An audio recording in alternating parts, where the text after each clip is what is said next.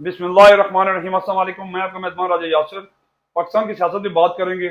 जो लम्हा बलहमा खबरें चेंज हो रही हैं, बयानात चेंज हो रहे हैं और पाकिस्तान की सियासत का कुछ समझ नहीं आ रही और न ही पाकिस्तान की मैशत की कुछ समझ आ रही है कि ये ऊँट किसका रुट बैठेगा, इस कौम को और कितना पिसना पड़ेगा, इस अवाम को कब सुख का सांस मिलेगा। और ये जो खबरें आ रही हैं कि मुतअद्दिद हलकों से कोई सियासी लीडरान की मुलाकात हुई है, नहीं हुई, कई जगह पे इसकी तरदीद आ रही है, कई जगह पे इसकी तस्दीक हो रही है। बताया जा रहा था कि इससे पहले भी एक मुलाकात हुई थी और अभी रिसेंटली एक मुलाकात हुई है जो ऐवान सदर में हुई है या सेफ हाउस में मुलाकात हुई है, जिसमें जनरल लेफ्टिनेंट जनरल फैज अमीर साहब, chief of army staff general Bajwa साहब और इमरान खान साहब की मुलाकात हुई थी। लेकिन चंद हल्के इसकी तरदीद कर रहे हैं और चंद हल्के इसकी तरदीद कर रहे हैं। बहरहाल चलें देखते हैं आगे होता क्या है। लेकिन सबसे पहले आपको बताते हैं जो नैब में तरमीम हुई हैं, और ये तरमीम का सबसे ज्यादा जो फायदा हुआ है वो शरीफ खानदान को और जरदारी खानदान को हुआ, जिन्होंने अपने 24,000 अरब रुपए बचा लिए। और इसके साथ साथ कुछ चंद करप्ट अफसरान ब्यूरोक्रेट्स को भी इसका फायदा हुआ है। इस बारे में कासम सूरी साहब ने एक ट्वीट में लिखा है, और वो ट्वीट यह है कि पाकिस्तान की तारीख का सियाह-तरीन दिन आज से NRO2 मुकम्मल और बाकायदा तौर पर नाफिज कर दिया गया। नैब की 34 शिकें खत्म कर दी गई। सदर के दस्तखत न करने के बावजूद भी आज से कानून का इतलाक होगा। पाकिस्तान को 24,000 रुपए का नुकसान। शरीफ खानदान और जरदारी खानदान के लिए तमाम करप्शन के केस खत्म, नैब के पर काट दिए गए। और इसमें एक और साहब हैं जिनको बड़ा फायदा हुआ है, जिनके केसेस खत्म कर दिए गए, साहब अदालत से खत्म कर दिए गए और उसके अलावा उनका रेफरेंस भी वापस भिजवा दिया गया। और वो हैं हमारे साबका वज़ीर आज़म सैयद यूसुफ रजा गिलानी साहब, जिनको सबसे बड़ा रिलीफ मिला है नैब के कानून की तरमीम से। अब इस तरमीम से ये होगा कि कोई भी अफसर, सियासतदान, ब्यूरोक्रेट्स, किसी भी इदारे का सरबरा, मातहत, कोई भी पटवारी, कोई भी बंदा करप्शन करता है और अपनी बीवी, बच्चों या अपने किसी अहल खाना के नाम पर जायदादें लेता है अरबों रुपए की, चाहे वो 10 अरब की हो, 20 अरब की हो, 50 की हो, 100 अरब की हो, तो नैब उससे नहीं पूछ सकती। और नैब उससे अगर पूछेगी भी तो अदालत में जो सबूत होगी वो नैब देगी, वो बंदा नहीं देगा। और इसके अलावा जो 34 शिकें, वो देख के ऐसा लगता है कि इम्पोर्टेंट हुकूमत ने वाकई अपने आप को NRO2 दे दिया है। बेसिकली जो उनका मकसद था आने का वो पूरा होता हुआ नजर आ रहा है। इससे पहले जो NRO1 मिला था वो मुशर्रफ ने दिया था और इनको भगा दिया था। अब NRO2 मिला था जो काफी हद तक इनको रिलीफ मिल चुका था और जो बाकी रहता था इन्होंने खुद आके ले लिया।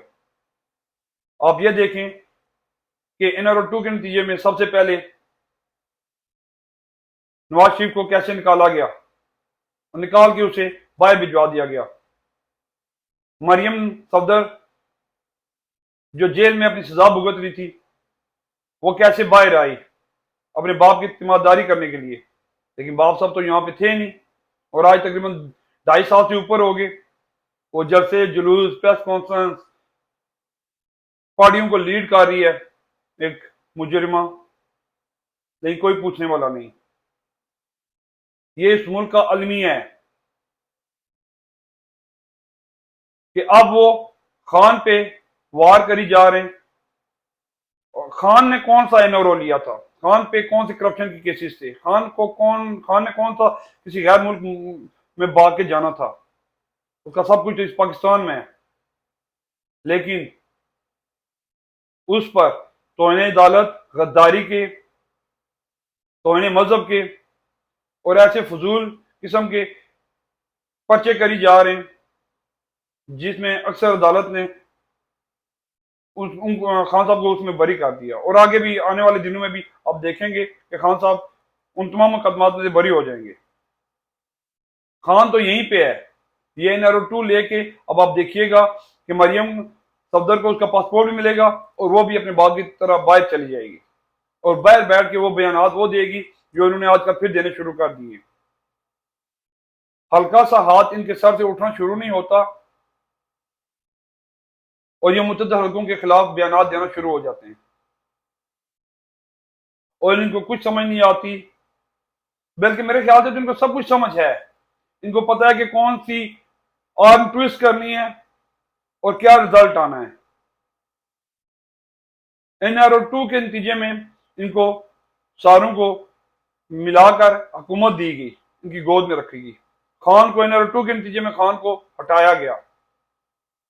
NRO 2 के नतीजे में ये लोग आए, इन्होंने तरमीम की, इन्होंने कोई ऐसी तरमीम की, इन्होंने कोई ऐसा कानून बनाया जो एक आम इंसान को रिलीफ दे सके या एक आम इंसान के फायदे के लिए हो सका या किसी पाकिस्तानी के लिए हो सके। महारात ये ले रहे हैं, रिलीफ ये ले रहे हैं, पीस पाकिस्तानी अवाम रही है। 6 या 7 हजार अरब रुपया इनको कर्जा मिलना है IMF से, वर्ल्ड बैंक से और एशियन डेवलपमेंट बैंक से, और इस साल हमने 30,000 अरब रुपए देने हैं। अभी आप मुझे ये बताएं, ये 30,000 रुपए किधर से आएंगे? इस मुल्क में ना तो गंदम है, ना दालें, ना चीनी है, ना बाकी अशिया खुर्दोनोश है पाकिस्तान में, ना तेल है, ना गैस है, ना ही कोई मुल्क इनको देने के लिए तैयार है, ना पैसा और ना ये अशिया। इनकी औलादें, इनकी जायदादें तो बाहर हैं, पाकिस्तानी अवाम किधर जाएगी? महंगाई कमर तोड़ दी है। अभी जो बंदा 15,000, 20,000 या 25,000 रुपया बना रहा है, कमा रहा है, अपने खानदान की कफालत कर रहा है, वो 15, 20 या 25,000 में किस तरह अपने खानदान की कफालत कर सकता है आज के दौर में, जहां बिजली के बिल आप देखें जो खान के हुकूमत में थे और अभी अगस्त के जो रेट थे, अभी तो सितंबर में इन्होंने रेट और ज्यादा बढ़ा दिए। ये चार्ट आपके सामने है। और इन लोगों ने पाकिस्तान का वो हाल कर दिया है कि इसके हाथ और पांव काट के इन्होंने बेड़ियों के आगे डाल दिया है। और जिन लोगों ने डाला है उनसे फिर रिक्वेस्ट है कि मेहरबानी करें, इस मुल्क पर, इस मुल्क की अवाम पर रहम खाएं। और ये हमारे ड्रामा साहब जो गए हुए थे, कॉन्फ्रेंस में गए हुए थे, वहां पे बैठ के इन्होंने PML की जो मीडिया सेल है उन्होंने भी एक वहां पे फोटो शेयर की जी, और वहां पे उन्होंने लिखा जी, after 4 long years Pakistani finally get a leader who command global respect. Wow, photo check करें। और ये बेसिकली फोटो क्या था, क्या स्टोरी थी, हर बंदे ने सोशल मीडिया पे देख लिया। बेसिकली शहबाज शरीफ साहब, शहबाज साहब पीछे पीछे चली आ रहे थे, हर बंदा वहां पे नट्स वगैरह चेक कर रहा था, ड्राई फ्रूट वगैरह चेक कर रहा था, इनको कोई पूछ नहीं रहा था। तो जब सबने इनकी तरफ देखा तो ये पोज बना के खड़े हुए थे, इनसे कहा जी आए जी आप भी चेक करें, और इसी दौरान उन्होंने क्लिक ले लिया और वो फोटो अपने सोशल मीडिया PMLN के सोशल मीडिया पे चढ़ा दिया और लिखा कि जी कि देखें जी शहबाज शरीफ साहब को क्या रिस्पेक्ट मिल रही है, वो दुनिया के तमाम पावरफुल लीडरों को कर रहे हैं जी, लीड कर रहे हैं। और उसके लिटरली 5 मिनट के बाद ही सबको असलियत का पता चल गया था। खैर, इस मुल्क का क्या होना है, अल्लाह पाक हम पे रहम फरमाए। ये जब किसी जाते हैं मीटिंग में, अभी आप देखेंगे मीटिंग में बैठे हुए हैं बाकी सारे यूरोपियन, इस मीटिंग में गए हमारे बैठे हुए हैं जी, देखें जो मिनिस्टर वगैरह हैं वो क्या कर रहे हैं, गर्दन झुकाए हुए, साथ झुकाए हुए, शर्मिंदगी से बैठे हुए, और उनके साथ जो के साथ मीटिंग कर रहे हैं वो बैठे हुए अपने नोट्स बना रहे हैं। हमारे मुल्क में कब ये मुल्क चेंज होना है? कभी कभी तो दिल बड़ा मायूस होता है। अल्लाह पाक हम सब पर अपना रहम फरमाए, अपना करम फरमाए। आप सबका देखने का बहुत बहुत शुक्रिया। वीडियो लंबी होगी है, इंशाल्लाह आपसे फिर बात होगी। अल्लाह हाफिज।